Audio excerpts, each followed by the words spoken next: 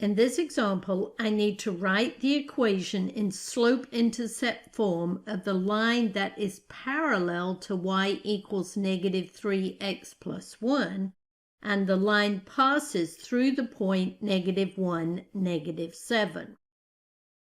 Well, what do we know about parallel lines?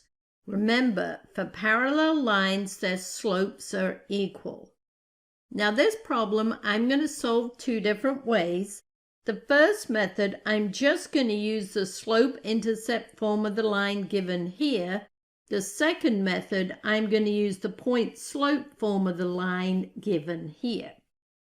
Well, since we have parallel lines and we know the slopes are equal, the first thing I have to do is find the slope of my given line.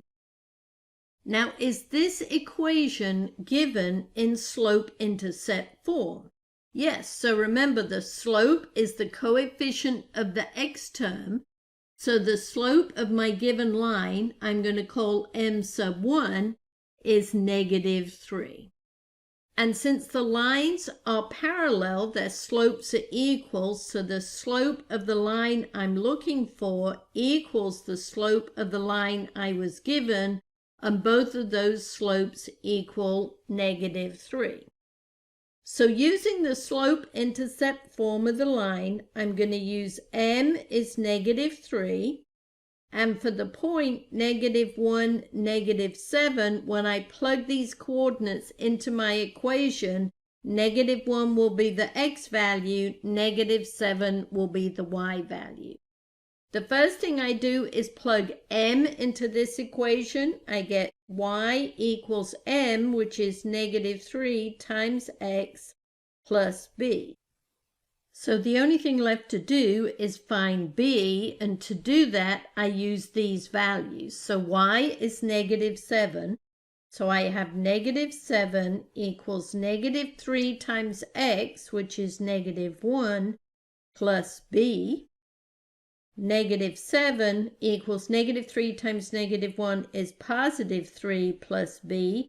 To get b by itself, all I have to do is subtract 3 from both sides of this equation. Negative 7 minus 3 is negative 10 equals b. So now I know my equation is y equals mx plus b. M is negative 3, so it's negative 3x plus b, which is negative 10, so it's negative 3x minus 10. So there is the equation of my line. Now, using the second method over here, m again is going to equal negative 3, and my point, negative 1, negative 7, well, negative 1 is going to be x sub 1, the x-coordinate of my first point, and y sub 1 is going to be negative 7.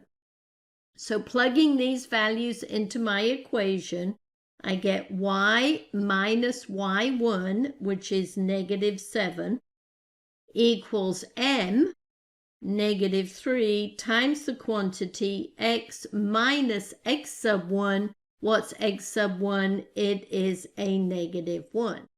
Now simplifying, minus a negative 7 becomes plus 7, so I have y plus 7 equals negative 3 times x minus a negative 1, add the opposite, becomes plus 1.